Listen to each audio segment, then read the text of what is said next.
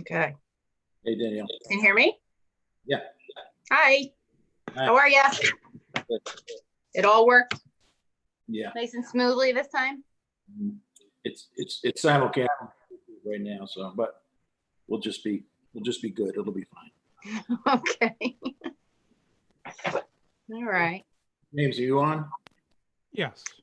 How you doing? Hi, James. I Danielle. Whoa, So how come I can't see? James, I'm gonna- just so you know, we're simulcasting on YouTube right now. Just to make last time I wouldn't connect for some reason, so I want to make sure it's connected. So it's simulcasting right now. So don't say anything extreme.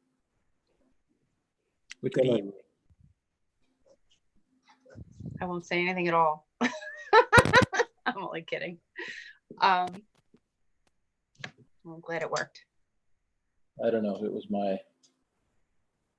the main the modem and the wireless transmitter are upstairs in my house, and then we have another box down here that boosts it. I'm sitting right here, and it goes from green to orange all the time. No, I don't know. That's a little frustrating. But where the main Wi-Fi transmitter is right in the laundry room upstairs. And I think Marie's doing a load of laundry, so I don't want to go up there. It's not going to work right now. We had an outage. Well, it was sporadic about a week ago. Our internet and phone are connected. So it was a Spectrum thing for about 2.5 days. So it was intermittent. We had we don't have too much cell phone service at our house. So I was able to call Verizon, because we have Verizon Wireless, and they were able to give me a piece of equipment that helps with our cell phone service, which was really nice. And we have 4 bars all the time. Yeah, do you have to pay for it? Somehow I was able to finagle it for no charge. So they said it was a $250 item. Yeah. But I think I inquired about that. I think I made my case. I'm in the same valley you are, basically. Yes. Yeah. I don't think they thought they didn't think I could use it, or they didn't seem to know what I was talking about. So no. So yeah, we had a lightning strike at our house last. Yes. How'd that? You're all good now? Well, the guy's coming to fix it Thursday, the dog fence, and then we think it zapped our pool heater too. So. Oh boy. So I don't know for sure about that. well, good luck with that. Yeah, exactly. It actually blew a hole in the ground, and it went right to That's crazy. where the wire goes into the ground for the invisible dog fence, and so yeah, I guess our neighbors saw a big flash of ball of fire and smoke and all kinds of stuff. I didn't see that, but Wow. like a 1 foot wide diameter hole blown in the ground. My gosh. And the control panel inside the garage for the dog fence, it was shrapnel all over the inside the garage. In the garage. Wow. Yep. So Dave Pulliam came in a half hour and got me back on the garage. Everything in the garage wasn't working, so he got that. I think it blew a circuit breaker too. So anyway, never a dull moment. That is pretty crazy. No, there isn't, is there? Nope. Tommy Corcoran should be coming on. It's Okay. Tommy. Hey, Tom. Danielle. Hi. Hi. Hello, everyone. So I just want to let you guys know, we are simulcasting on YouTube right now. We're live. We're live. Live on YouTube. I didn't want to get into the problem I had last time. I never could get the simulcast going, so I wanted to make sure that was going. Al Lanzetta is coming on now. So just be nice and. We're always very nice. Hey, Al. Hi, Al. Hi. Yeah. Hello. I want to let you know too that we're simulcasting already, so just keep it clean, okay? Can you type that and put it across your screen? Uh, Can we do that? James- We are live. Be nice. Well, James- that's good that you got it working. That's a good thing. Especially anticipation planning board meeting this coming Monday. James, you're not muted. I don't think you're muted. Do you think you're muted? I'm not hearing you, James. Can you hear me? Oh, Yeah. Okay. There you are. Oh, boy. What's that old boy about? No. Stress. Stress. Yeah. I guess a lot of people are under stress. Al, Oh, Tom Schroeder will open the train station tomorrow Okay, and I and think, for all of the days if you need him. okay, that'd be So great. it's 8 a.m. each time. Yeah, whatever she sent us. Okay. That'd be great. Okay. Thank you. You're welcome. Yeah, I sent them the password also for the internet, Okay. so they're all set. Good, good, good. So 8 yeah, a.m. that reminds me, Danielle and Colleen, that I have to make Jeff made a typo, an error in the note. He's got, on the notice of adoption of the resolution for tonight, Yeah, he has ground lease agreement with Homeland Towers. I don't know where the hell that came from. So- Didn't see that in there. Where? So it's, land towers? yeah, so Homeland Towers should be Nexam Solar LLC. I know Tina had sent me an updated one, but Hey, Mark. oh, okay. I see it. I see it now. Where I is thought it? I looked through the whole thing and I'm like, Nexamp is correct. Yeah. It's town of Marlborough, but now I just found it. Yep. Second paragraph down on the notice of adoption. Yeah, All right. Okay. So I do have the updated version. So I'll use that for the minutes. okay. Um, I That'd be have to look at my phone. Mark Reynolds is on, Al, so really be careful what you say now. Yeah, I see it. I can only see half his face. There you go. There you go. Tommy, see How my are you, phone. Mark? Good, thanks. What time is it? It is 6:59. 6:59. All right, well, I'm not gonna go get my phone then. Must be upstairs. I think it's upstairs. your time is limited. You know, Time Scott, is limited. is Scott coming on? Usually he comes on. Right? Alan and Ed. Alan should be on. Well, here's Scott right now. He's waiting. Oh, All right, let me do this. There you go. Jerry's coming on. Scott and Jerry. Hey, Scott. Yeah. Hello. It's outside. Hey, Scott, you're outside. That's right.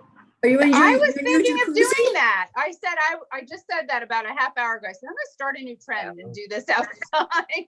No? Oh, we just had dinner outside, so I said I'll just set my computer up. There you go. Good for you. Groceries. So, At work? and all we're waiting is for Ed. Yes. Give you guys a warning. We're live streaming already on simulcasting already on YouTube. So just be aware of it. Alan's going outside too. Alan's Yeah, just going 'cause I'm outside drilling. too. Jeez. Yeah, Beautiful Alan's got day. the right idea. Good idea. Hey, I don't think ours would work outside. Scott, you could go in your jacuzzi and have a meeting. That would be a good one, Scott. Next meeting. Next meeting. Next time. Put up a different picture though. Yeah. One you don't want to see. Streaming live on YouTube. So, why don't we get started and then wait for Ed, or you want to wait a couple more minutes? It's Hey, 7:00. Jerry, They coming? Jerry, Yes, sir. what was that police chase before? So, Are we live now? Is this something that we want on YouTube? Yeah, we're simulcasting on the YouTube now, so. So I think you can have that conversation after the meeting, Alan. excuse me 1 second. I haven't started recording yet, so whenever you want to start, let me know, Al, and we'll start. Okay. We'll wait a couple of minutes. You got the flag there, Danielle? You all ready? I am. That's this way you get the big bucks. Is it coming on tonight, or? That's a beautiful flag, Danielle. Thank you. Why can't you have your Marine son hold it for us? If you were here, I would have him do that. That would have been a great thing. So We could all thank him for his service. Yes. we could start the meeting now and then we'll wait for Ed to get on. So I'd like to start the meeting off with the Pledge of Allegiance, please.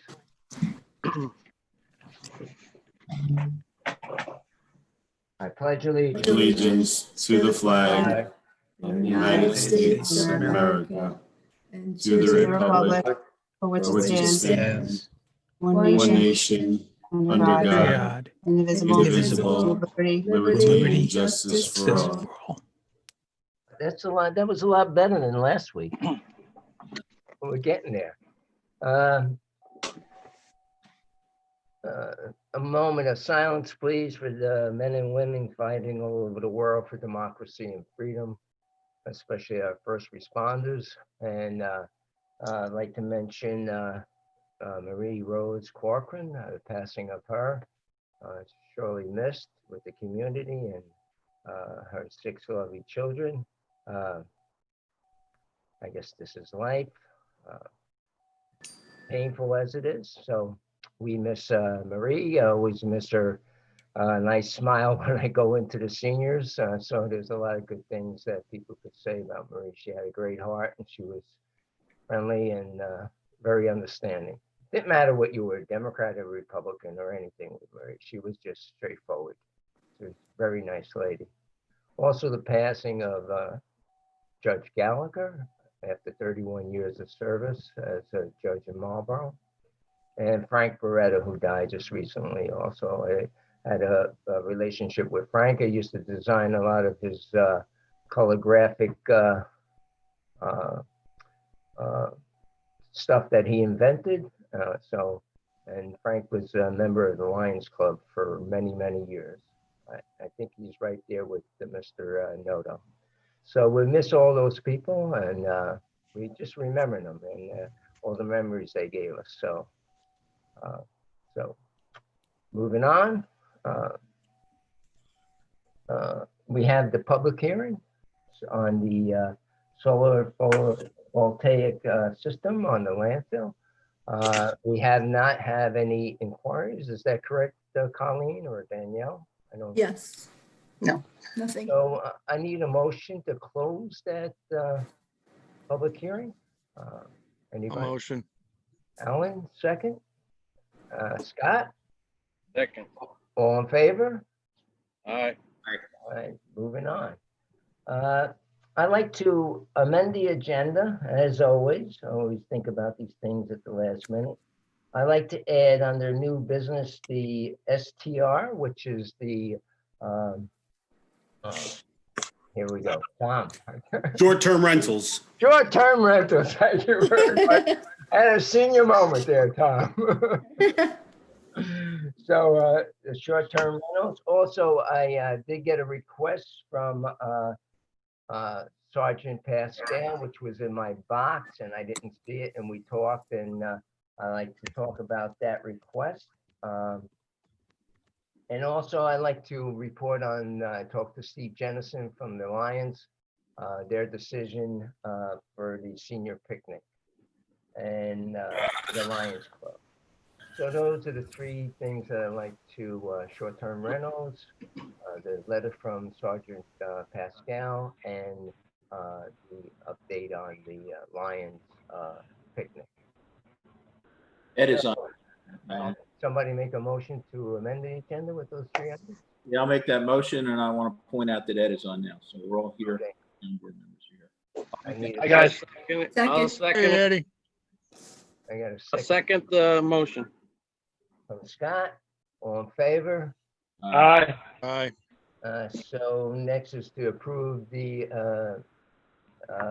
agenda with the updated motion to make those changes. So I need a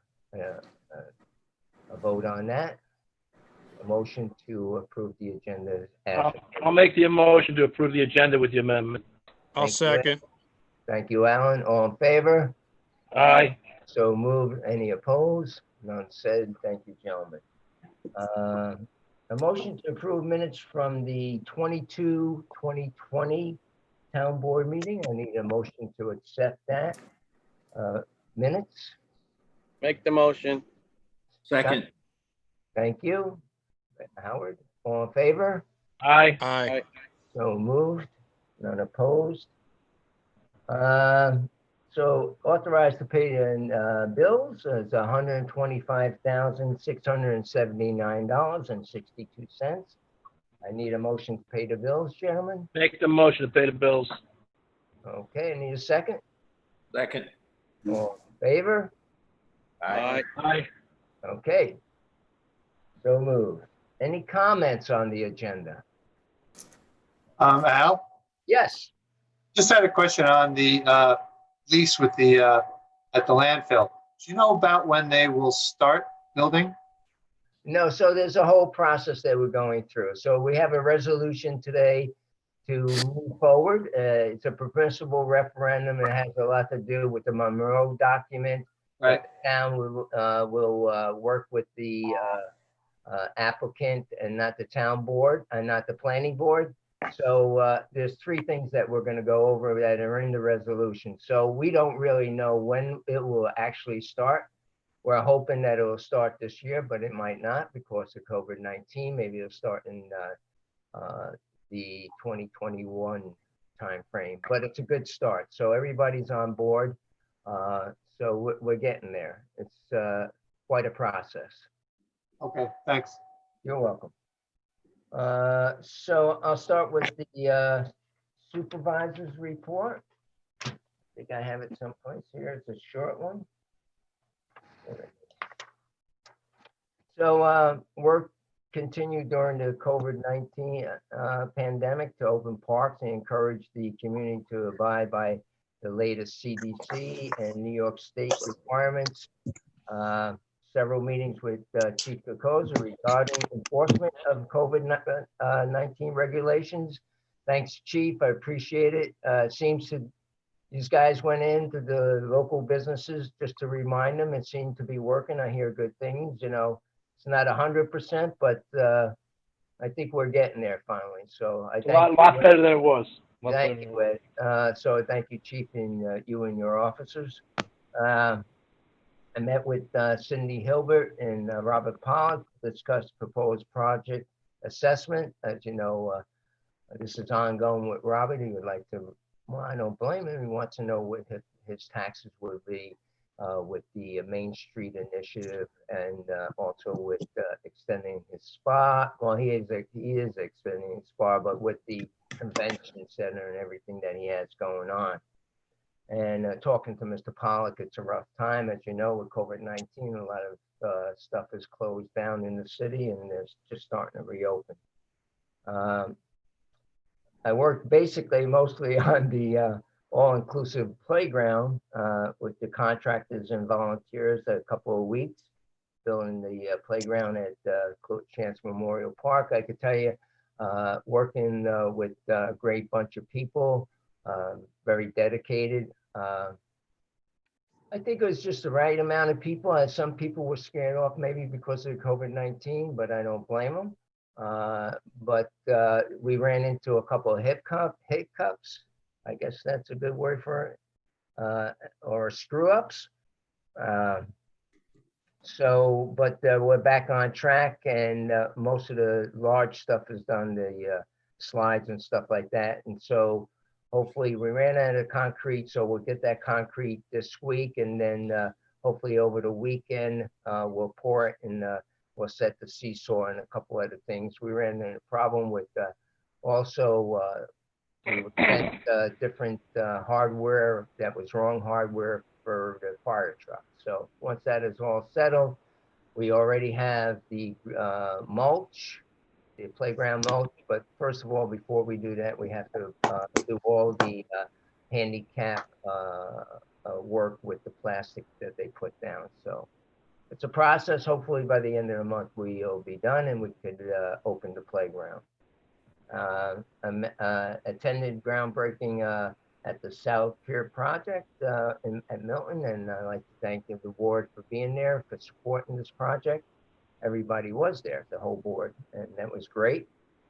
Met with representative of Central Hudson at Pruitt Shantz Park to assess possible lighting for the upper field at the park.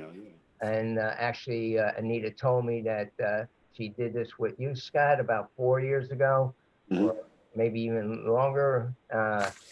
They're in the, she tells me things have changed at Central Hudson, that they, because of COVID-19 or whatever financial things, they don't really help that much as, you know, volunteer or help with the different projects that the towns have. She came up with an idea to do a pole on the southern side on the top. That would be, are we okay here? Oh, here we go. That would be like where we would take the electricity for the 6 poles or 7 poles for the lighting for the park. But at this particular time, we really don't have any money in our budget, and we could start looking for people to donate some money. And I'm working on that. Did a conference call with Mobile Life with Scott Woolsey, discuss ambulatory response in the community. Hopefully we'll have a written email that I could pass on to the Corcorans and the board of a situation that happened and a clarification why certain things did happen. So I'm waiting for that email to come. I had a Zoom conference call with the planning board to discuss the STR with short-term rentals, and a conference call with Milton Landing South Pier Committee. And just continue to keep on working. I did get a good a good email saying the 200 and I think it's $215,000 that we spent on the phase 2 sewer was going to be here in on the 16th. So that's good news that we're going to get reimbursed for that work. There's still some more bills to come with that phase 2, but I think we have enough money to take care of that. And we got the $250,000 grant. A little disappointing that the only person that is actually in using the 9W sewer phase 1 is Chestnut Petroleum, which is Dunkin' Donuts. The other ones, and we don't have any laws demanding that they have to be in it, or I think we have that for the water, but not for the sewer. So I think if they run into problems, it's there. But it's unfortunately, I'm a little disappointed because everybody for the last 20 years is talking about 9W having sewer along 9W, and here we have sewer along 9W for the industry, and nobody's picking up on it. So hopefully, maybe in the future they will. So that's my report. Building Inspector Tom. Building Inspector's monthly report, month ending June 2020. Certificate of occupancy 6, request for information 24, trailer park renewals 1, building extensions 11, stop work orders 1, order to remedy 6, complaints 33, burn permits issued 26, clothing bin renewals 2. Building permits issued, Additions renovations 9, burning 22, carport garages 2, deck stairs 6, electrical HVAC 5, furnace 1, pools or hot tubs 7, roofs 4, sheds 7, single family homes 5, solar panels 3. Total permits issued for the month of June 71. Estimated cost of buildings $2,955,703. Monthly revenues for June: certificate of occupancy 900, permit extensions $3,576.50, building permits $13,018.62, request for informations $2,300, fire inspections 0, trailer park renewals $350, burning permit fees 100, for a total monthly revenue for the building department June 2020 of $20,245.12. Total gas usage 93 gallons, total miles 1,311. Any questions for Tom? Tom, you like to talk about the short-term lease rentals right now, or would you prefer to wait, or? Whenever you want them. I'll do it anytime you want. Let's talk about it right now, since we have your voice, and how it came about, and how we've been discussing the 2 actual codes from the 2 different towns. And I passed those codes on to the town board also, and the planning board. So could you just give us a summary of actually how we got here at this time and place with these short-term rentals? So we got here because it was coming. I mean, there's been a lot of conversation. I've been getting multiple complaints about illegal bed and breakfasts that are happening. And a bed and breakfast, by definition, is owner occupied, right? So the owner has to be in there, and they could use up to 25% of their home as a bed and breakfast, which is a home occupation, which goes in front of the planning board, which will require a public hearing to notify the area of what's going on. So people aren't questioning why are their cars coming and going all hours of the night on the weekend, and so forth and so on. So a couple months ago, the request was put in by the town of Marlborough and multiple towns, me being at the county level, so I've seen most of it, requests for the list of bed and breakfasts that are in the municipality that the county has listed. And we came back with a list of about 18. Outside of that 18, I've still found another 3 or 4 more that were turned in by neighbors. I mean, and code enforcement is enforced primarily by me, but a lot of the times the neighborhood has better eyes than I do to be around, the total town, and I'm one guy. The neighbors seem to have a better thing, what's going on in their neighborhood. So I had 3 or 4 complaints. So one of the complaints was somebody just operating a bed and breakfast, advertising on Airbnb, had it in their home, and we're just operating a bed and breakfast. Had the conversation with them. They're going to be going in front of the planning board, straight up home occupation, straight up bed and breakfast. The other one was, listen, they tell me, listen, I'm renting my house out for 30 days at a time, and they don't live there. So here I purchased a house in Marlborough. I don't live in that house in Marlborough. I don't even live in Marlborough, and I want to rent that house out. Well, there's some question on that, because to do that on a weekend basis or a weekly basis is really not only frowned upon, but illegal, because that becomes what they call a transient situation. And to be classified, that's more classified as a hotel or motel. If you're renting something out for the week or the weekend or multiple weeks, I mean, people who've done it will do it. Again, that's a transient situation, meaning that, it's a person who's staying or working in a place for a short period of time. And that's the exact definition of something that's transient. So again, what that does, it affects the integrity of the neighborhood. The integrity of a residential neighborhood is residential. It's not commercial. So for somebody to rent their house out for a week or a weekend and not live there doesn't fit the integrity of a residential neighborhood, turns it into a commercial use, and it doesn't fit the definition of a bed and breakfast, owner occupied. So this short-term rental has been coming up county-wise, state-wise, and really all across the nation. And so to address it, that's a discussion with Al, and we'll send it to the planning board for their eyes, because what'll happen here, this will be a special use that'll have to go in front of the planning board. But for me, I'm going to define a short-term rental 30 days or more, because I never had a problem with somebody who owned their house, bought their house, pays taxes in this town, and doesn't live there, wants to rent it, right? So if you want to, we have rentals. We have single-family rentals. We have multiple family rentals. We have two-family rentals. And that's okay. But it's got to be on a longer term and not short-term transient. The short-term transient is commercial, and that's hotel motel. So if you put the 30-day statute on the short-term rental, I feel, like I said, as a code enforcement officer, I don't want to be in a situation where I have to tell people what they can and cannot do with their own property that they've spent money on, that they pay taxes on. Because listen, it's tough enough that, you know, if you want your grass to be 12 inches or 18 inches or 24 inches, and I come in and say, listen, the code book says this, and you have to cut your lawn. Well, I'm not coming in to you to better you, to say, hey, listen, cut your lawn because I want you to have a better looking house. It's not for you, it's for the neighborhood. When you have two cars in your driveway that are unregistered, and they could be $50,000 cars. I mean, they could be classic cars that you're working on, or they're unregistered.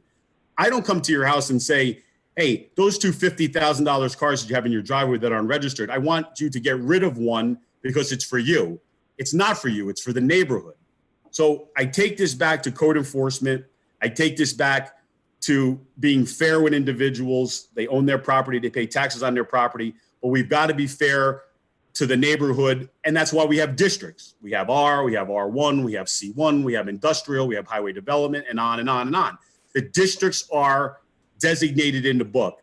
And if we take the short-term rental, and this is my opinion, if we take the short-term rental and give it less than 30 days, I feel we do a disjustice to the neighborhood and to the district that we have defined in our code book. Anything under 30 days, I feel is transient, is short-term, and should not be allowed. So that's my opinion on a short-term rental. I would also put in there that, and it's in some of the other code books or the other codes that were set out as examples to you and to the planning board, that individual who bought that house shouldn't be absentee, meaning they live in Manhattan, but they bought 4 houses here and they want to rent them out. Now, again, my opinion should be that they should live in town to have some stake in the game, so have skin in the game, because if you live in Marlborough, you have respect for Marlborough, you have respect for the residents, you have respect for the town board, and you want to make sure that those houses are being upkept right and the people you're renting to are right. Some of the other codes say as long as there's somebody to take care of those houses within 10 miles. Now that is put in, even in the county level and the state level, that's put in for really maintenance. Like if somebody has to be within 10 miles of that house, if there's a problem in maintenance, something happens, that you have that maintenance guy show up and take care of the problem. And that's okay. And again, my opinion would be that a short-term rental in the town of Marlborough should be owned by somebody who lives in the town of Marlborough. And again, I'm not saying that that's set in stone. I'm saying that's my opinion. And if people decide that, no, it doesn't have to be, just as long as somebody's close enough, I could live with it. But I really would not like to live with less than 30 days, because less than 30 days changes the integrity of the neighborhood. And I feel it takes a residential property and turns it into commercial property. So long-winded speech, that's pretty much it. And if there's any questions, I'll be glad to answer them. So, Does any other municipalities have these laws on the books already? And Yeah. on the Yeah. 30 days, how do we determine that they're actually there 30 days or less? Well, the policing of that will be tough, but obviously it would be under the advertising. Now, if you advertise on Airbnb that you're rental for the weekend or for the week or for the 2 weeks, we've got you. We know where the bed and breakfasts are. Every single one of those 18 bed and breakfasts will get contacted. I've been just busy and there's been a lot going on, obviously, but Right. I've been in touch with 3. 2 have been in front of the planning board already. 1's on their way, and we've got another 18 to contact. So those 18 bed and breakfasts will be in front of the planning board at some time in the next 6 months, let's hope. And they'll figure out if they're going to be a bed and breakfast or are they going to be a short-term rental. But if somebody decides to be a short-term rental, then we're going to have something for them. But the policing at this point, we'd have to start with, how are they advertising it? Are you advertising as a bed and breakfast? Are you advertising for a weekly or daily rate? Or are you advertising at 30 days plus? That's how we'll start the policing of it. Again, The neighborhood itself will help me police because I can't be at every site every day at every time. So the neighborhood will say, because they'll come to the public hearing, all 18 and 3 that are here now, all 21 will send public hearing notices to the neighborhood. And everyone in that neighborhood, somebody will show up with an objection. And again, objections are only subjective. If it's an allowed use, it's an allowed use, but they'll come and say it. And those will be the people that I will depend on for policing. Hey, Mr. Corcoran, there's cars coming in and out every single weekend. And when I went to the public hearing, it was a short-term rental for 30 days. But I see cars coming and going every weekend, and they're different cars and different people. That's how we police it. Then if I have to set up and sit outside for a certain period of time or knock on doors and take names on a daily basis, then we'll get to that point.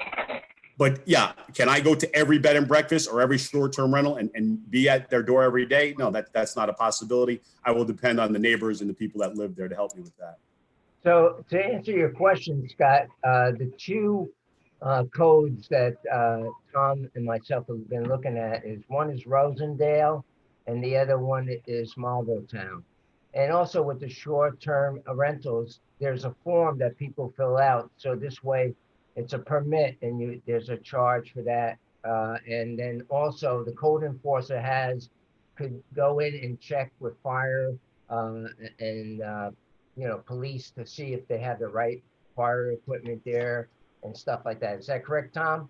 That's annual fire inspection, any special use, whether, right. Yeah. So the fire inspection, when you get a bed and breakfast or any special use, the hairdresser, the bed and breakfast, I do my annual fire inspection required by law. So now, these 18 bed and breakfasts that are illegal or these short-term rentals will now be a special use under the planning board and would require a yearly fee and a yearly fire inspection. Right. And so every year, like Tom says, it has to be renewed. And so that's how you control some of it. Because so I think in a lot of these towns, what happens is they take the housing stock out of the community. So people were looking for houses to buy.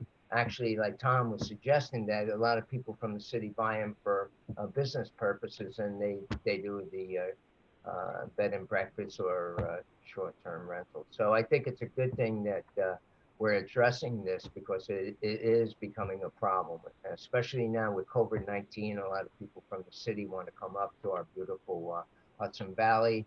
So we're working on that. I think probably maybe in the next month, you think, Tom, you might have something for the board and take it to legal?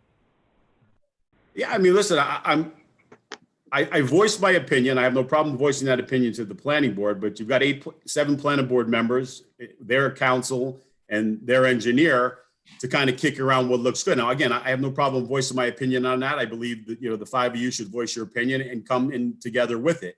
But like we do with most of our codes, we take the 2 or 3, the 2 he had said, Marbletown, Plattekill, and even Woodstock has one. And we see what we like in there. Again, I like over 30 days. Some of them have just a maintenance guy within 10 miles. I like live in a town. And then that could be discussed. But yeah, I mean, we take what we've got generically, tweak it. Then it ends up with our attorney with all the cross outs and markups and changes that, we've kind of agreed upon, together.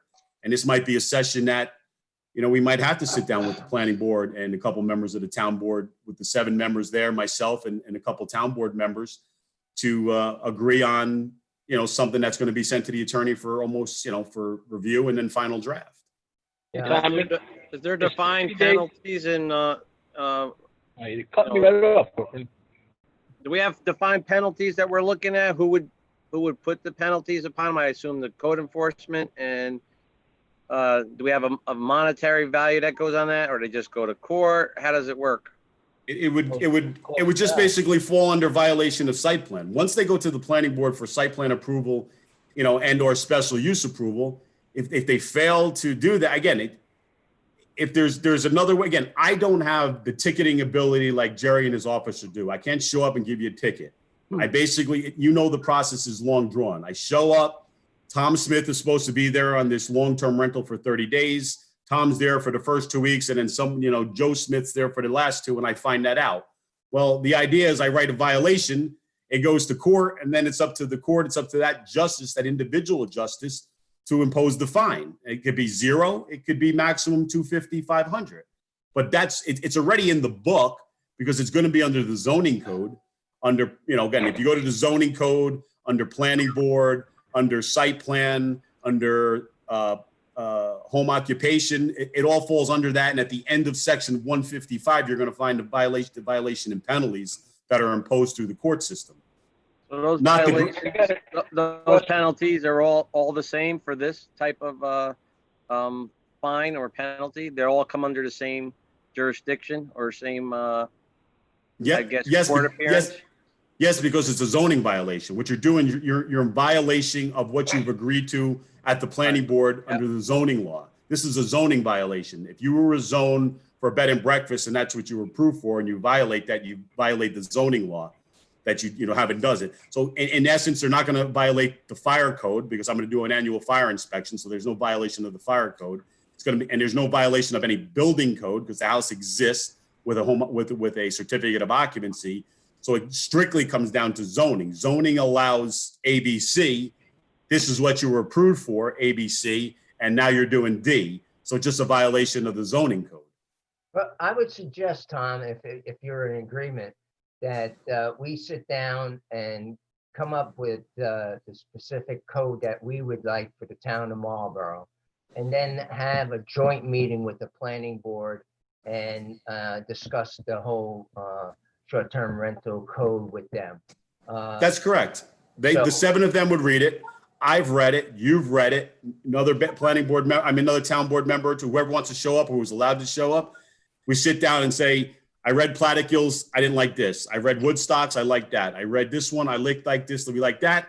We take it, we put it all together, and we make 1 out of 3 out of 5, and then it goes off to attorney for rough draft. Well, I'm suggesting that we come up with the code, me, you, and the board. And Okay. then have the joint meeting with the planning board to see if they disagree or agree on what we come up with. All right, I'm okay with that. I'll take the code and start doing my adjustments to that. Hand it off to you guys. How about we do this? I'll start with it, take it, and I'll tweak it what I feel best, and then I'll send it to the 5 of you, and you could look at it, and then you could decide what you like and don't like that I've done. Okay. I got one question. Eddie. Okay. Ed? Anyway, Tommy, all the ones you looked at, 30 days was the longest for short-term rentals? It's not it's vice versa. It's the shortest. You have to. Shortest, but shortest is 30. I think 60. I think 30 is too short. I'll be honest with you. In my opinion. And that's going to be an opinion that's put around. I don't like to see it less than 30. If you guys discuss it amongst yourself and want it longer, it's one thing. But 30 days. Listen, I've used 30 days. Because George had used kind of 30 days and Nat had kind of used 30 days, not for short-term rental, because that wasn't in their vocabulary. But it was kind of like, hey, listen, so-and-so's renting a house next door and they're renting it for, 2 months and then somebody else, and they didn't like to turn around that somebody was in the house every 2 months. And I'm like, well, they own the house, they pay tax on the house. I'm okay with them. It's not transient. If it's done minimally on a monthly basis, because a month is not really under the definition of a short stay. I mean, that's my definition of a short stay is not, I 30 understand what you're saying, but if I have a house next to me that they have 12 different people in there for the year, I think that's, a lot. Again, 100% opinion of the individual, and I don't have a problem with that. I'm giving you my minimum. My minimum is I would not like to see it like 2 weeks. I would like a minimum to be 30. I agree with you on that. I If agree with you on that. guys, you talk amongst yourself and decide that becomes 60, I'm okay with that too, as long as it's over 30, because I don't think it's fair less than 30 in a residential neighborhood. That's my opinion. So again, I'll err on the side of minimalism. You guys could max it out a little bit more, 45, 60, whatever you decide. In my situation, I'm in the village. So the houses are a lot closer together.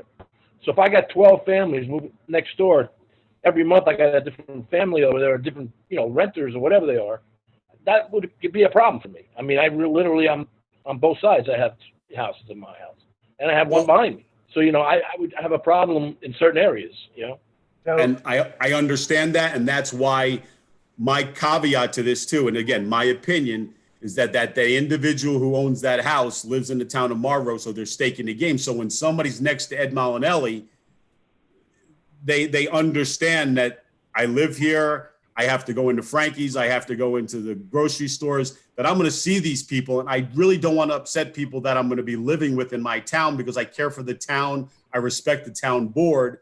And I don't want to put people that are going to be trouble next door to my neighbors. They're your neighbors when you live here.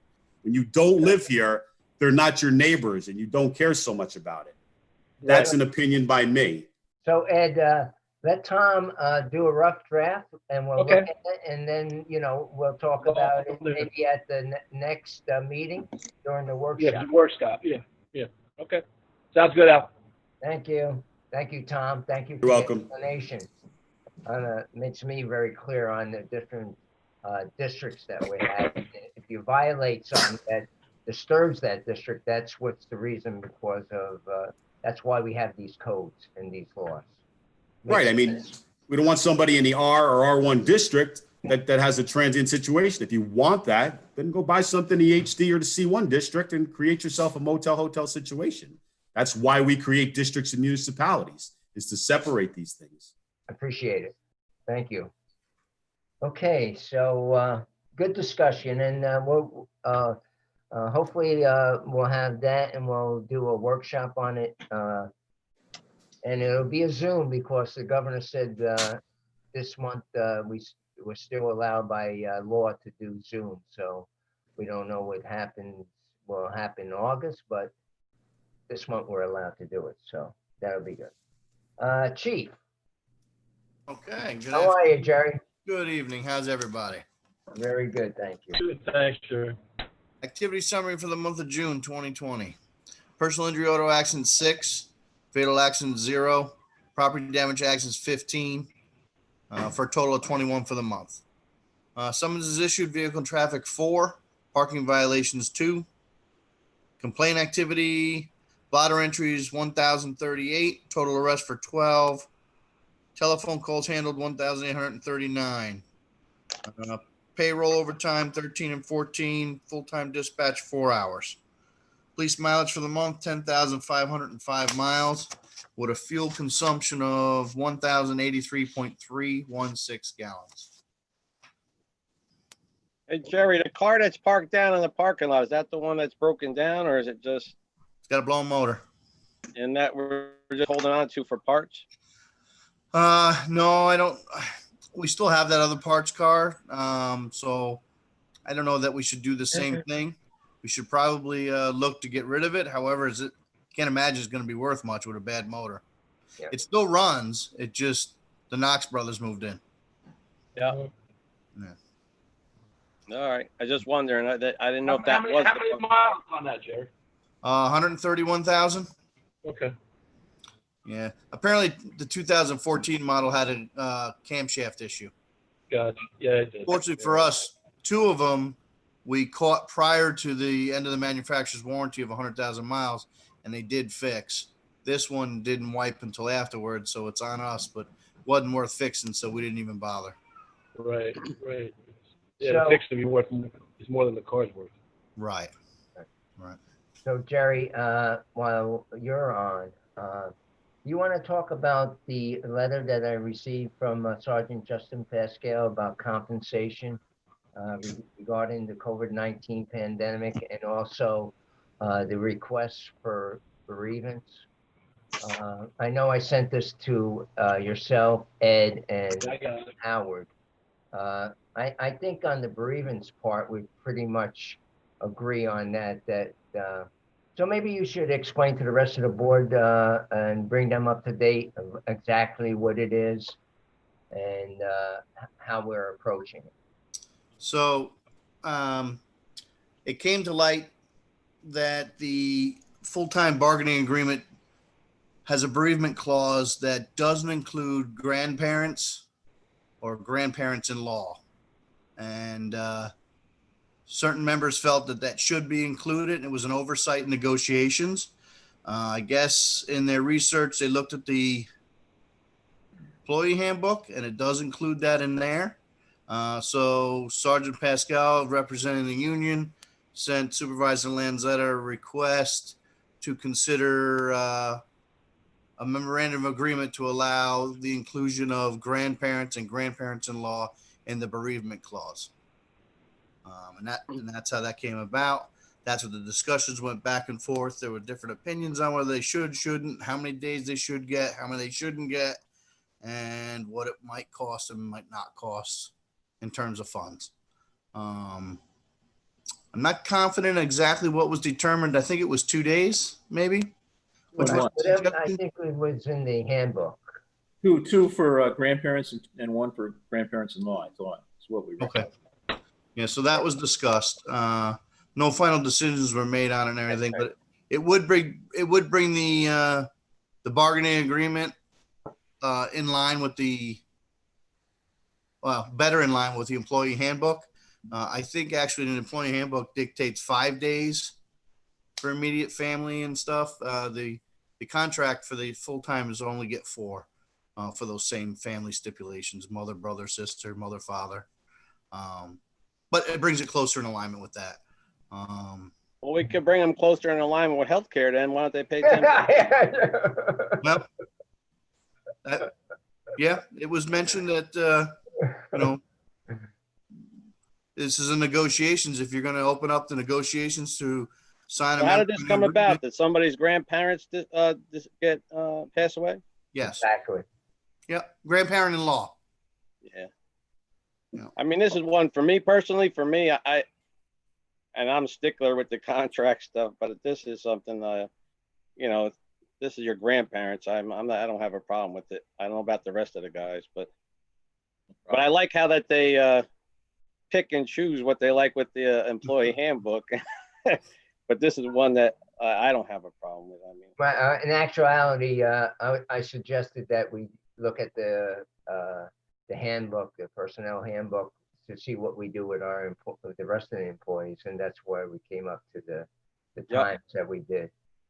They probably would like to see more, but like Jerry says, the chief says, nothing's written in stone yet. We still, the liaisons, Ed and Howard, are still looking at that, but I think we're pretty close on that one.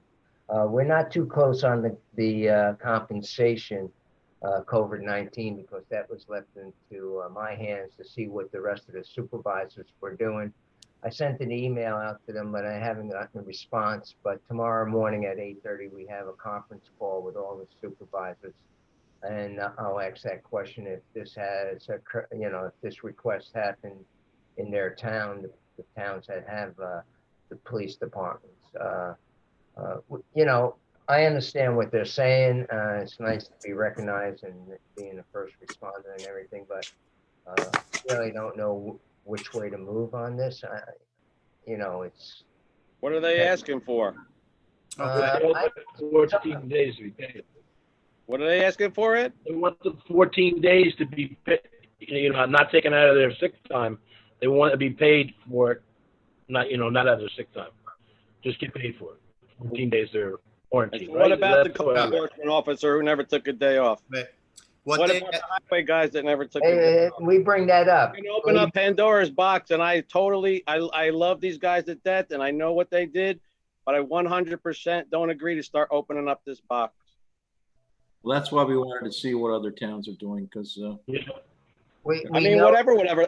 Okay, we could say what other towns are doing, but I'm telling you right now, I'm not going to agree to that. You guys could agree to it, but I'm not agreeing to it. Let's see what some of the towns are doing. You got to look at it.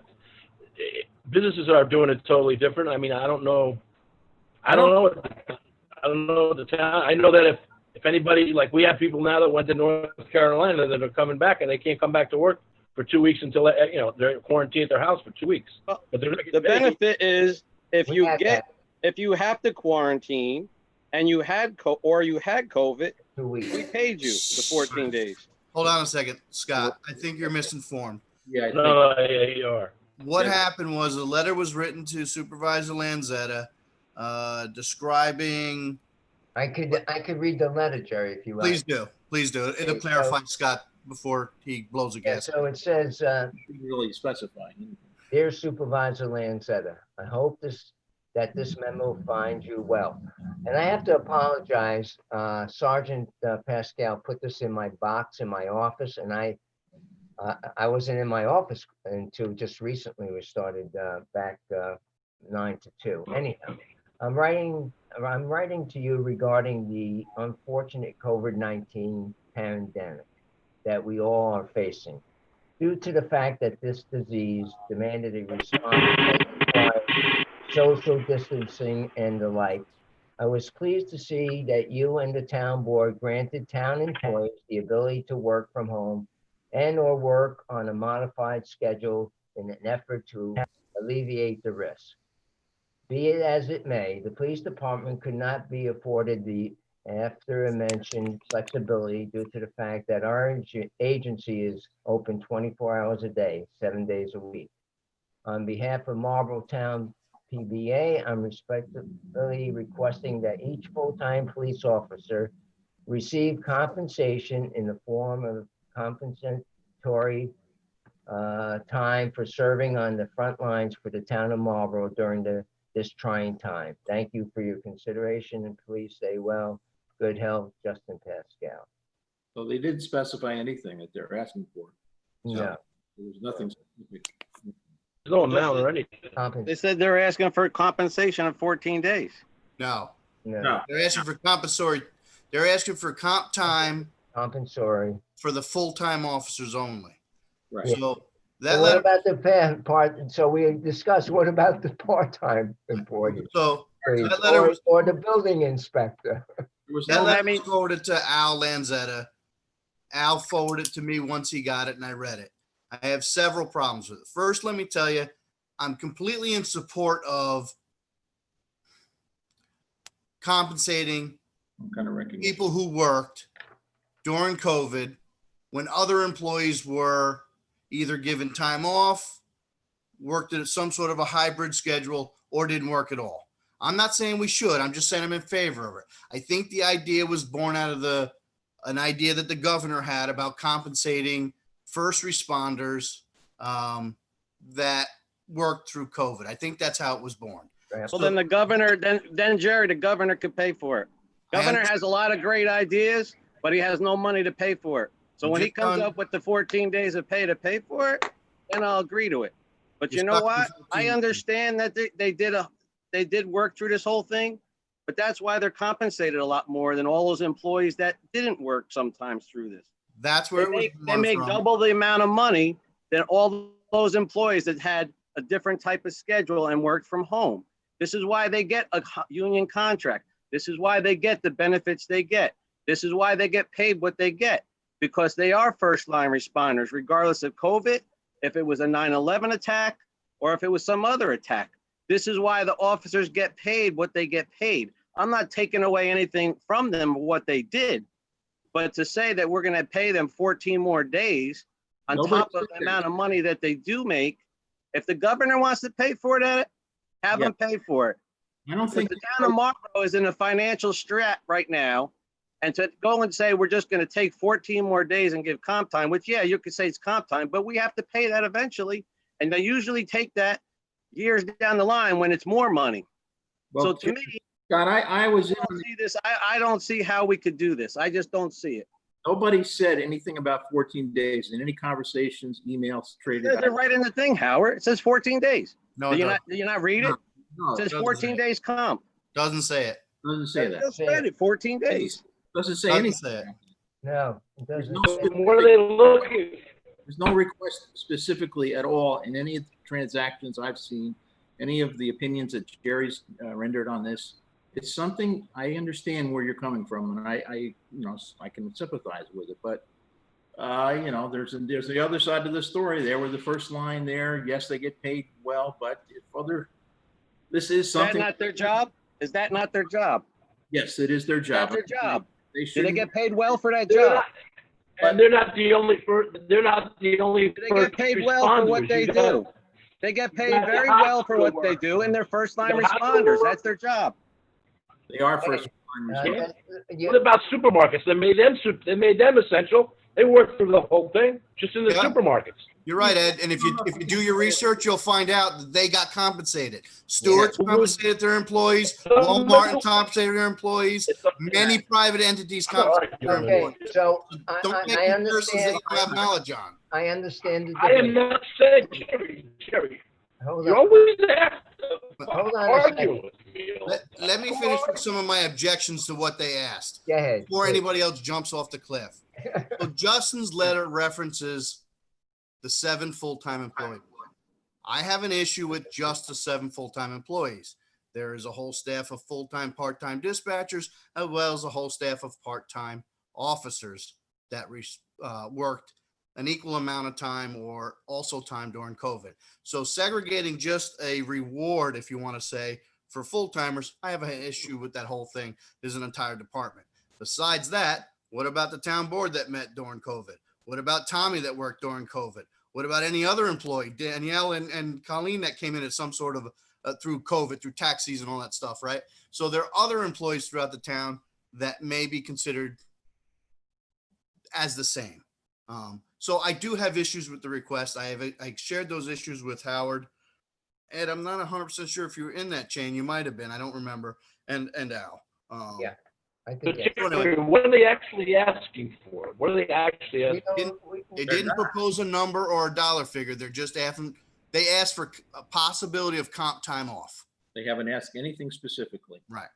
So, and that's why, Scott, I'm leaving it up to the 2 liaisons and the chief to discuss this. And after my meeting tomorrow with supervisors, I mean, it might be the fact that nobody's asked this except for the town of Marlborough Police.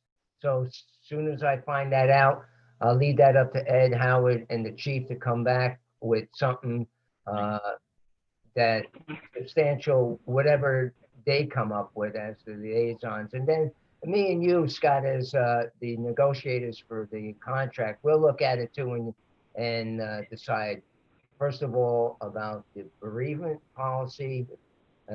Seems like you agree on that, Scott. And then the other issue is, But Al, in that letter that you just read, yeah, I could have swore you just said 14 days. no, I didn't, Scott. I didn't say Can you that. read what? Could you look at the bottom of that thing? Because you said in compensation 14 days. I could have swore you said. No, it says, be as it may, the police department could not be afforded the aforementioned flexibility due to the fact that our agency is 24 hours a day, 7 days a week. Yeah, he didn't mention 14 days. Yeah, so on behalf of the Marlborough Town PBA, I am respectfully requesting that each full-time police officer receive compensation in the form of compensatory time for serving on the front lines for the town of Marlborough during the trying time. Thank you for your consideration. Please stay well. So how did we come up with 14 days when someone mentioned 14 days? I mentioned that I was wrong. I did. I was wrong. Yeah, All right. That was never mentioned anyway. Yeah, that was never mentioned. And in closing on this subject, in all my research that I've done, I haven't found any municipalities or towns doing anything like this. That's what Al's going to double verify with supervisors. Yep. But private entity companies have. They have. Well, I agree with that. fine. I agree with that, Jerry. Private industries have done They some would make stuff them for people. $15 an hour. I get But it. again, I get it. you're working for a public municipality. We don't sell stuff. We don't make stuff. We tax people. And every decision we make goes back to the taxpayer. This isn't a grocery store that made 10 times what they usually make in 3 months in a year because everybody was buying everything and they could afford to give their guys $2 an hour extra. I personally got a very small little bonus for working essential. My wife, who worked every single day, got 0. Who works for a hospital? Not one person in her hospital got any compensatory time. Not saying they might or might not, but they haven't even talked about it, even looked on it. Now, to me, it's kind of like, I get offended when people that are making very good money, which is more than double the normal taxpayer that pays their salary, ask for more stuff. I understand what they did. I understand they worked through a pandemic and they still are. And I understand at least one that I know of had gotten COVID. But that is their job. Their job is first line responder, just like a fireman. So is a police officer, so is a nurse, so is a doctor. And I just don't like the fact that they come in and they ask for it. If we as the board came and said, hey, you know what, guys, maybe we should do something, that's amongst the board's decision. But for the president of the union, who just negotiated a contract with us, who makes, in my opinion, very good money, and I love Justin to death, I don't like the fact that they came and asked for compensatory time.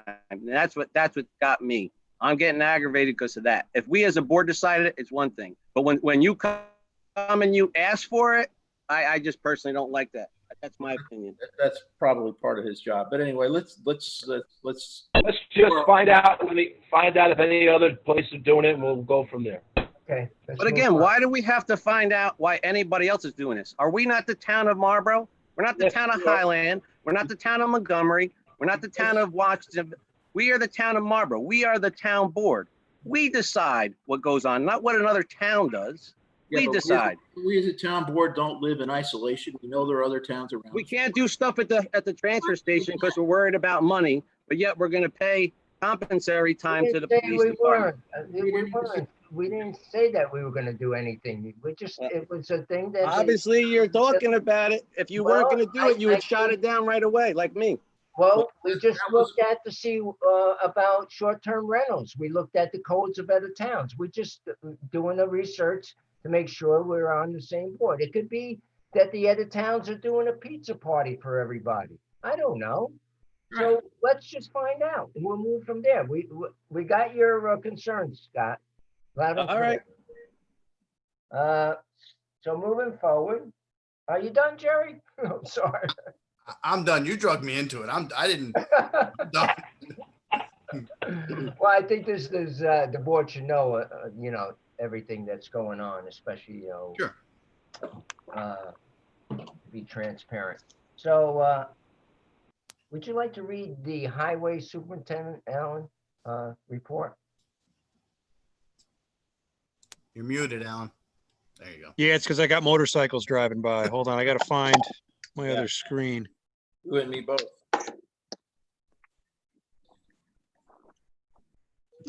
Actually, you know what, Al? I got to open it up. So it's going to take me a minute.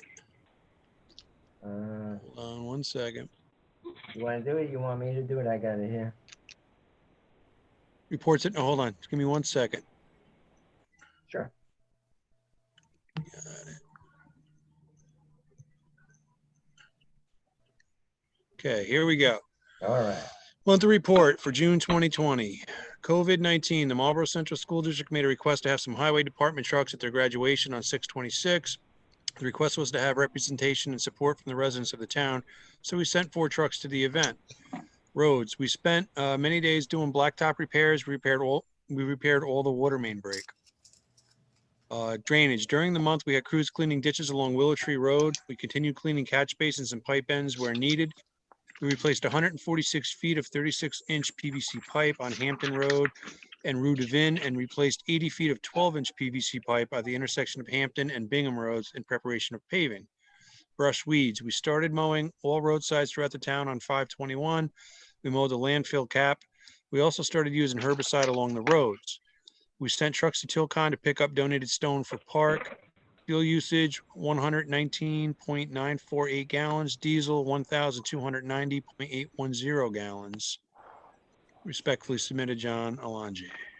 Yeah, that was great. They did go to Tilcon. They got, I don't know, 120 tons or something. What'd they say? For the parking area for the new trail. So that was great. 67 tons, I think. What is it? It'll cost you $10. Howard? What's that? Did you say something, Howard? I think it's 67 tons. They won 2. They had 2. One was 60 something, and they went back for another 65. Okay. So anyhow, that being said, thank you very much, Alan, for reading that. I think John is on vacation.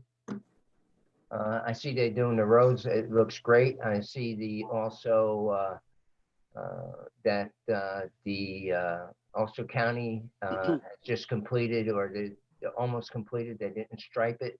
The Dock Road in Milton, which is really great. Been talking about that for 3 years. I'm glad they put it on the tip and that got done. Talk here. Water Superintendent Charlie Maggio. Somebody like to read that?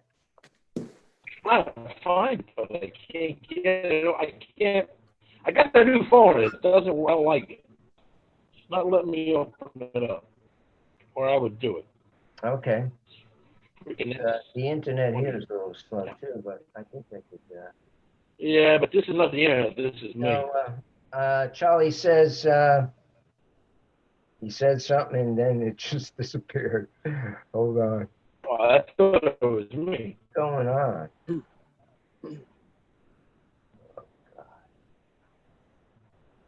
Okay. Al, you want me to read it? Yeah, sure. All right. Thank you. This is All right, ridiculous. water superintendent's report, water consumption totaled 17.13 million gallons, which is a daily usage of 571,000 gallons compared to last month, 13.602 million gallons, which is a daily usage of 453,400 gallons. Compared to a year ago, water consumption was 16.4 million gallons for the month, which is a daily usage of 546,000. Hydrants, we had to repair a hydrant on Western Avenue. Curb boxes, we had to repair a curb box on Route 9W, Cross Road, West Street, Walnut Lane, Jackson Avenue, Mill Pond Road, Prospect Street, and Hudson Circle. Water mains, we had to repair a road cut because of a water main break with the help of the highway department. The reservoir, we finished weed whacking and mowed the reservoir with the help of the highway department. Sewer, we had to repair a manhole cover on the corner of Bloom Street and 9W.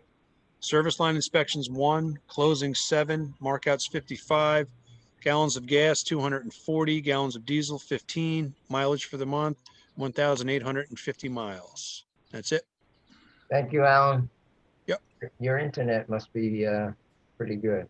Yeah, my tabs are all like kind of weird tonight, so Yeah. as I'm trying to find stuff. The Bible let me download the freaking reports. Can't even hear it. You're hard to understand, Ed. I always have been. Can you hear me now? Colleen? Town clerk monthly report for June 2020. Burn permits 1 for $80. Conservation 7 for $10.22. Dog licenses 44 for a total of $260. Towing licenses 1 for $250. Water services 2 for $3,150. Transfer station permits 3 for $150. Punch cards 26 for $1,795. Marriage licenses 4 for $70. Building permits 1 for $8,632.48. Fire fees 1 for $700. For $400. Accident reports 14 for $70. Burglar alarms 1 for $20. Certified copies 7 for $260, for a grand total of $15,847.70. Any questions for Colleen? No. Thank you. Thank you. Thank you, Colleen. Great job. You and Danielle, as always. Thank you. Appreciate it. The water Why is this quality, I could do that one for the month of June 2020. Both the Marlborough and Milton water wastewater treatment plants complied with the speedies requirement. Marlborough wastewater treatment plant average flow is 80,000 gallons per day, about 46% of design capacity. Average BOD is removal 99%, average suspended solids removal is 93%. The Milton plant, its average flow is 26,000 gallons per day, about 47% of design capacity. Average BOD removal is 95. Average suspended solids removal is 88%. Both the Marlborough and Milton plants operate normally during the month of June without any major changes or events. The lower average flow rate was due to the dry weather. Please feel free to contact us at any time for more information or concerns. Stay safe and be healthy. Julian Falco, Water Quality Management. Thank you, Julian. Town of Marlborough Dog Control. I could read that also.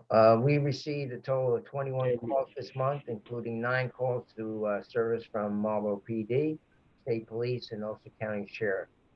Responded to 4 active complaints and or cases which are now closed or resolved. We currently have 2 open cases that have been addressed but are ongoing or unresolved. 2 appearance tickets were issued this month. We impounded 1 dog this month.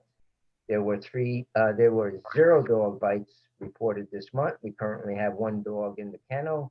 We have 0 cases at the Marlborough Justice Court at this time. We are still having a higher than usual number of calls for dogs running at large, and the number of calls related to raccoons seem to be getting less as the warmer weather is here. I actually saw one of those raccoons on my property. Staring, it was terrible. Staggering, definitely had something going on there. But it went into the woods, I think. It might have deceased. Anyhow, that was the town of Marlborough dog warden's report. Assessor's office, anyone who want to take that? I can't open it up. Okay. I'm gonna go to the So anyhow, tomorrow. I got it. you got it? If I could zoom in here, let's see. Let me just Good exit luck this. with that. But when Danielle puts it up, it's so small you can't even see it. I got to go to the regular my regular. It might agenda. go away too. Does it disappear? Because I have to No, it's been staying. Yeah. Oh, all right. Because I have to reset it on my end like 10 times during the meeting. I don't know why. It's just too small. Let me. Yeah. Yeah, Scott, you ready? No, You want me to read it? read it. Sure. All right. I can read it. I can read it. Whoa. You're okay. We prepared 3 property tax estimates, process 5 real property transfers. Now it's moving on. Come on. I hate this. Go ahead, Danielle. Take over. Take over. All right. Where'd Start from you the stop? We processed, okay. Start from the beginning. We prepared 3 property tax estimates. We processed 5 real property transfers. I think the county has been processing them at a slower rate than usual. We filed our final assessment roll and our assessor's annual report with the state on July 1st, 2020. We worked on reconciling some of the missing information for the drainage districts within the town. And we finished processing the Department of Tax and Finance star renewal update removal reports. We are still waiting for the final 3 reports, which should be out the end of July. Thank you, Danielle. You're welcome. And are you good to go, Howard, on the planning board? Yeah, I'm going to try. Planning board review June 2020. Next deadline Friday, June 5th. Scheduled meeting June 15th. Meeting June 15th. Held via Zoom. Approval of stenographic minutes for 5/18. Approval for the above minutes was granted unanimously. Everybody was in attendance. Agenda Marlborough Flats, 810 Watson Avenue, Marlborough Public Hearing Subdivision.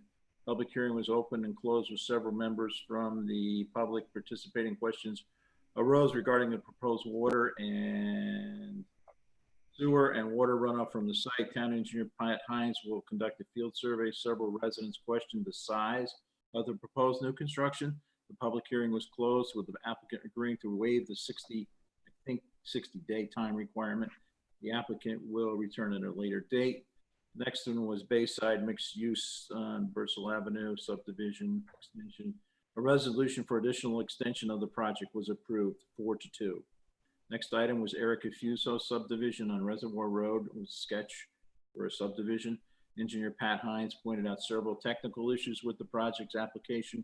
Board member Lanzetta raised concerns over segmenting the property and the possible access difficulties. Should the property be further developed, Board Member Garofalo raised the question regarding a stream on the property and asked the applicant to revise their EAF. The applicant will return at a later date after addressing those issues. Finally, discussion without lawyer, engineer, and/or stenographer. Rachel Sandry, representing Glory Farm Market. The applicant discussed plans for a farmer's market on site. They were advised to familiarize themselves with the portions of the town code regarding these events. They were also advised to apply for a special use permit. Next deadline is Friday, June 19th. Next scheduled meeting is July 6th. Respectfully submitted, Chris Brand. Thank you, Howard. Okay, Not to that. let's move on. The reports of the committees. Anything on Recreation Committee? I could tell you that the bathrooms have water. We're just waiting for Charlie Maggio to get the okay from the Board of Health. We do this every year. He sends a sample. They say it's okay. We usually do it way ahead of time because of the camps. And so because of the COVID-19, we just started, and they'll probably be opening pretty soon for the weekend by sure, for the farm market. And so like I just discussed, hopefully we'll be completed with the, or we'll be pretty much on our way of completing the playground. Other than that, I think we discussed other things, but things are opening as the board suggested that they would be for phase 4. So we're on our way. Just requested that I talk to Tom this afternoon about replacing some of the nets up at the basketball court. They're looking pretty shabby condition. As a matter of fact, an individual asked me if I could do that, and I did. Other than that, I don't know what else is happening with recreation. Anything, Howard or Ed or anybody? Things are kind of slow. Where did Ed go? I was gonna ask him if they're gonna do the bocce or not, but I don't. Yeah, I got that down as one of the things we're going to talk about later on. Yeah, they had a meeting, I know, last night, so we'll see what Al has to say. Yeah. All right. So that's about all I know about recreation. So if nobody has anything else, we can move on. Trail activities continue, as you know, Al. Yeah. So, yeah. So Emergency Management Preparedness Committee, I think it's no report. Till it's over, we're not really going to have a report. You're right. So same with the CAC, no report. IT Committee,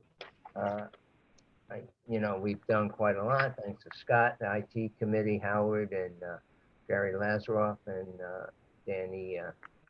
I know that because of reconditioning all our computers and with the new servers, I've been signing a lot of vouchers. I'm sure we're very much over budget, but we'll handle that as we move forward.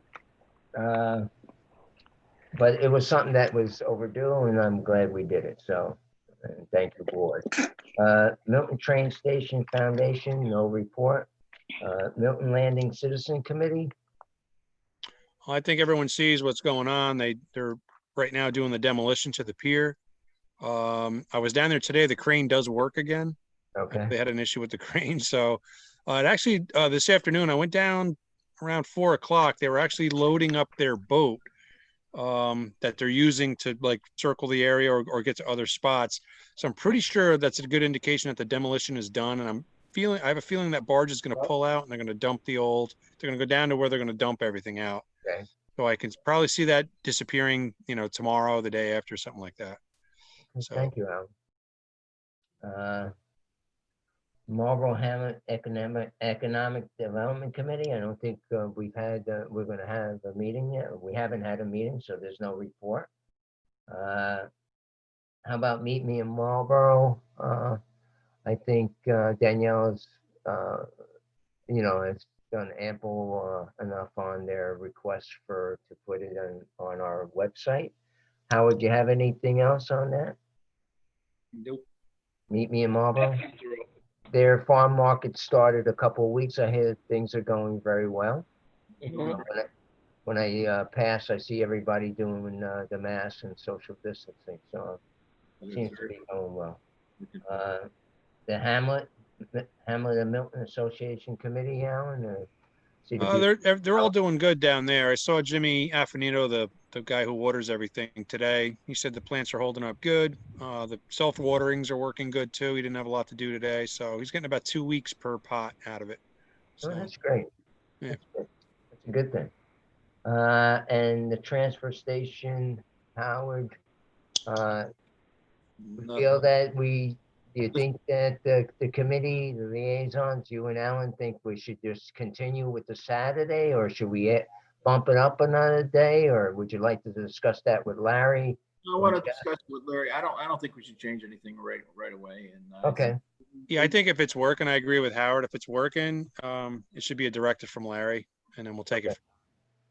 Okay. We got any complaints that it's not working? Has anybody said they can't get there? I had 2 people last week say that Saturday only isn't good for them, but I didn't ask them what day was good for them. So I'm assuming Sunday because Sunday, right? they work full time. That was Probably their work, yeah. reasoning. Yeah. So. Yeah, So some people. we'll defer that to Larry and Alan and Howard. I'm thinking At maybe the next meeting, decide to bump it a day or whatever. Yeah, maybe an extra day would help. Right. Yeah, but if it's for 2 people, I mean, I think maybe everybody else adapted. I think we would have had a lot more complaints already if it was. I mean, I feel bad for the 2 people. They're due that service, but if we only had 2 people complain, we've been doing this for how many months now? So I don't think it's a bad thing. It's not that many people. Yeah, defer it to Larry. Just talk it over. Maybe it's something that you might want to do. I'll go talk to him this Saturday. Okay. So that'll be a decision by you and Alan and Larry. Right. I'm fine with whatever you come up with. An old business, no report on the Tomback rehabilitation update, and no report on the LWRP. You have anything from Barbara? I know that it's going to the state attorney, right? Right.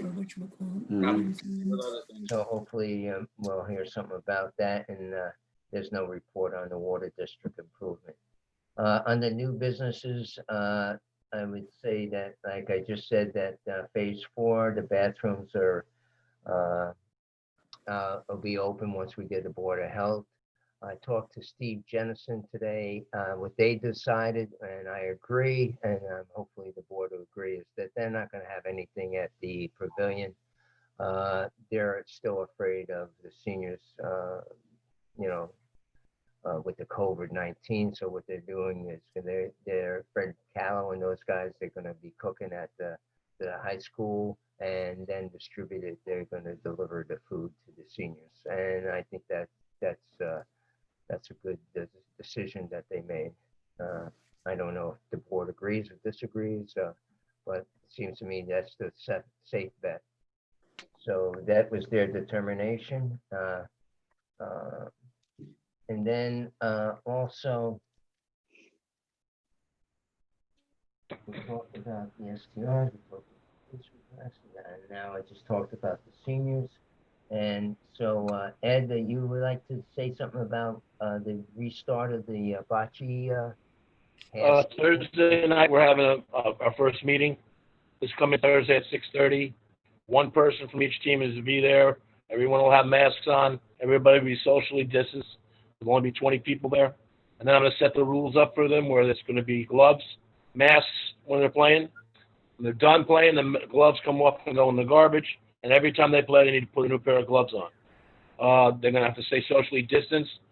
As far as measuring the ball goes, they're going to have to just estimate it. They're not going to get both down in front of the bocce balls together. When one guy's throwing, the other guy on the same side has to stand away from it at least 6 feet, and that's the rules. And if they don't want to do it, and then less than 20 people under the canopy, if they have extra guys, they got to sit over at the pavilion, and that's the rules. And I'll be down there a lot of nights just to check on, make sure that they're the right way. And that's we may not get 20 teams back. Some people may not feel comfortable coming back, so that's the way it'll be. whatever teams we have, I'll make a schedule up for them, and we'll go to September, and that'll be it. Sounds like a plan, Ed.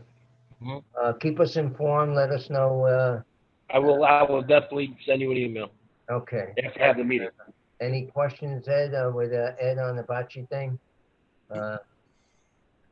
Sounds good. I know a lot of people, they really enjoy that sport and they've been asking. Getting a lot of calls. I just want to make sure we do it the right way. No, I agree. That's good. So, and you're gonna have the 2 courts open. 2 courts will be open, but they got to stay social, and it's very easy. The one guy's on the court that's throwing on one side, they're far enough away from each court. But they Right. can't stand in the middle. And if they want to watch, they're going to have to, some of the people are going to have to go over to the pavilion to watch if they're not playing. That's the way it's going to be. I'm going to be very clear with them on Thursday night when I talk to them. Okay. Well, thank you very much. I appreciate that. You're welcome.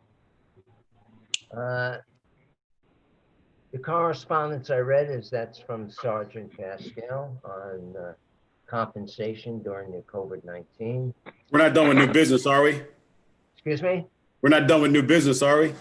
Or should I just wait to public comment? Because I just have a question. If anybody has an association with Bridgeport Chargers, it's a youth organization out of Connecticut. Sound familiar to anybody? No, I don't. I remember that. I can't Because, see all right, so the Bridgeport Chargers out of Connecticut is going to have games at Cluchance Park on August 23rd for their 8U, 10U, 12U, and 14U team, and they've advertised it on Facebook. And they never spoke to us. At the, Never spoke to the nor supervisor. Danielle. Yeah. Tom, are they confused with Young's Field at all, or? No, I actually said, well, what's the coincidence that Cluchance Park there could be one in Connecticut, and I Googled it. Or in Massachusetts, there's a Marlborough. There's No. a Marlborough. There's a town There's of a Marlborough, New Jersey Connecticut. too. Not a Marlboro. This is Chance Park. Memorial Park. Yeah. That's what it says. Specific. And they give an address, Tom? They don't give an address, but it's our name. I've Googled that in every state, and there is no other one. So before I reached out to them on Facebook, I just wanted to ask each one of you if somebody had a connection to them somehow. No.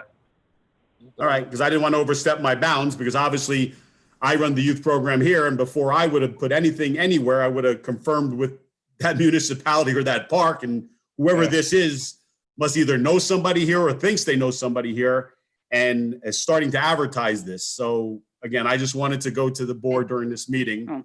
Nip it in the bud right now. It's for baseball? No, football. Football. How do they play football here? Again, my assumption outside of you guys not owning anything, which is good, is that somebody around here, parent, somebody coach, knows somebody and says, hey, come down to our park because we got a big field up there and we could have our scrimmages up there. 8U, 10U, 12U, and 14U. They're going to bring 4 teams down here and do a scrimmage here on August 23rd. So they think. Good luck. Well, that's not going to It's happen. not going to happen. Well, how do we get a hold of them? How do we get a hold of these He's people? got There's a no phone number. He has to go on Facebook. it'll be Facebook response for him.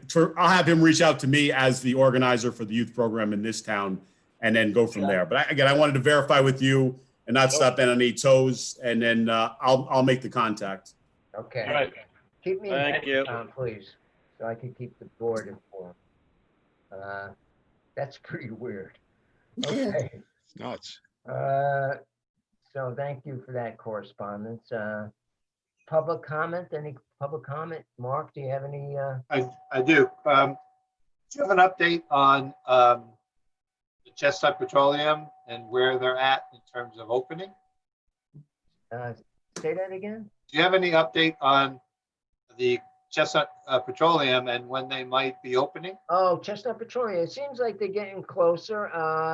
I talked to Mickey Jamal about a week ago. He's hoping that in August, July, August. So God knows, they ran into some problems, as Tom knows. And I think, he was saying that it was on again, off again, because somebody might have contract, got the COVID-19, so they had to stop and this and that.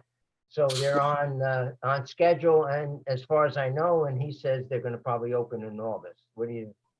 Well, what happened is that obviously the COVID slowed them down. They were deemed essential services exterior wise. They could work outside, but they were limited them to the inside work. Because of the COVID situation, the contractor, that was one building with two separate contractors. Duncan had their separate contractor on the interior. Chestnut Petroleum had their contractors on the interior. The Dunkin' Donut contractors went belly up during COVID. After about 3 weeks in, they basically went bankrupt and closed the company. And Chestnut Petroleum was stuck with a building that didn't have contractors on the Dunkin' Donut side because it was separately contracted.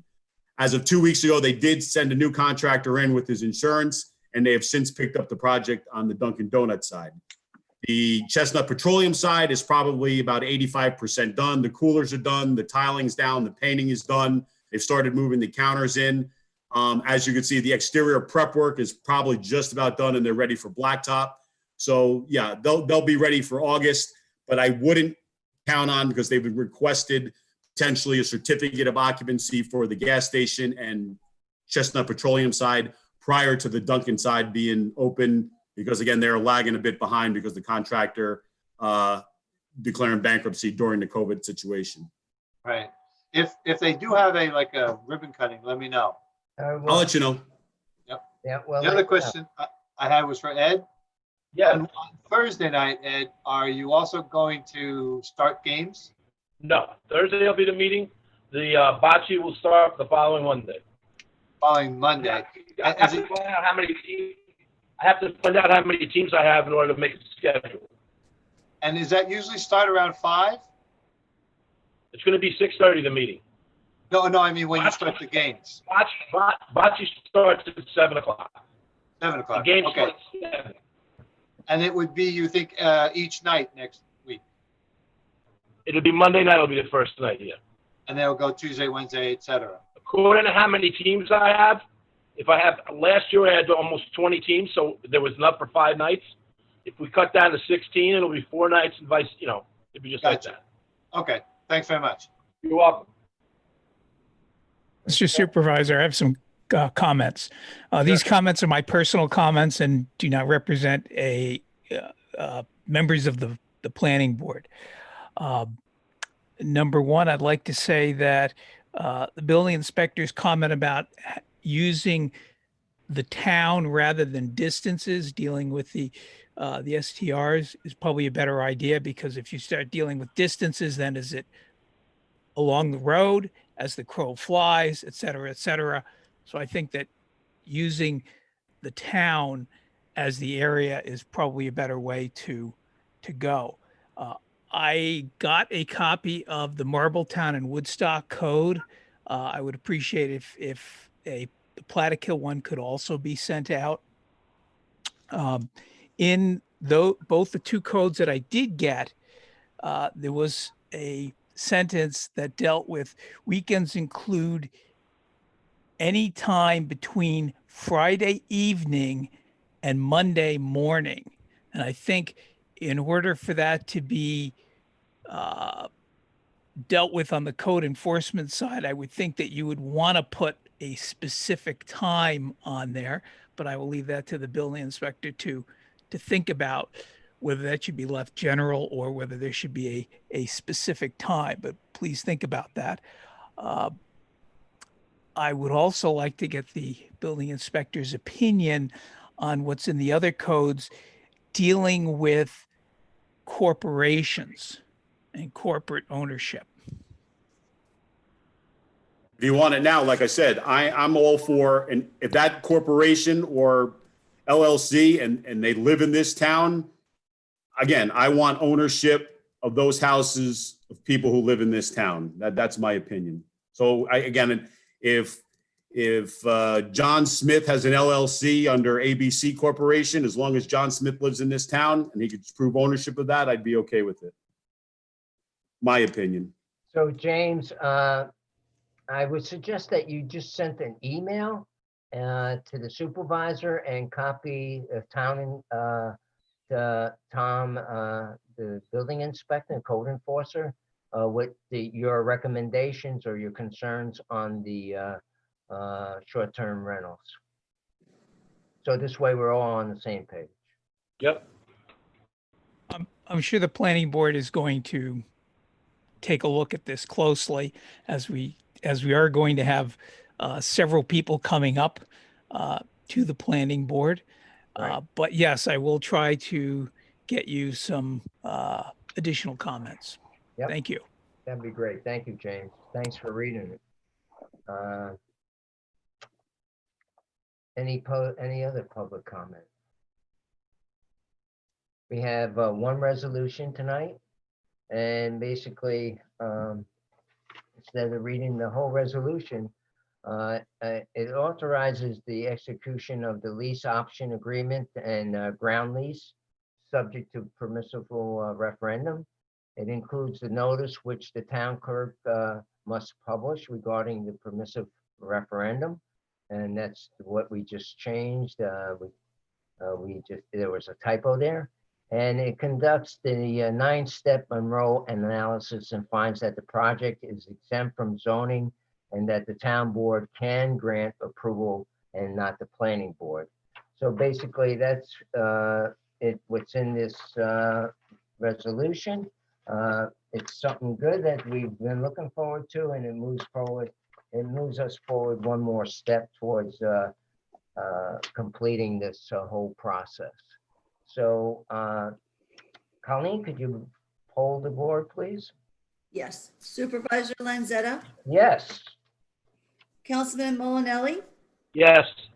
Councilman Corcoran, Yes. Councilman Baker, Yes. Councilman Koenig. Councilman Koenig. Alan, you're muted. He gave you a wave. Is that okay? I don't even see him. Yeah, we couldn't see it because once you go to the report, we go down to 6 people. Yeah, he said yes with his wave. Yes, can you hear me now? Okay, I got you, Alan. Okay. There we go. Sorry about that. I can't find my tabs tonight for whatever reason. Everybody's back. We need Alan because of the next. Ah, Yeah, this is very important. It's very important tonight for this meeting. I'd like to bring this up. I think I should make a motion to adjourn. Thank you, How's that? Alan. All in favor? Aye. Thank you very much, everybody. Hopefully, the YouTube, everything worked out, Howard. Thank you for doing that, Chief. I just would ask that you make sure that the planning board secretary is aware of it. And so this way on Monday, very important applicant is going to be in front of the planning board. I don't want to mention any names, but Yeah, Jerry and I. Jerry and Howard, if you guys want to get together, just shoot me an email. We can get together before the next meeting. All right? okay. So we did adjourn, so everybody stay safe. Yep. And we'll talk to you soon. Thank you very much. All right, Stay safe. have Good a night, great everyone. night. Everybody. Bye-bye. Thank you. Good night. Thank you. And leave.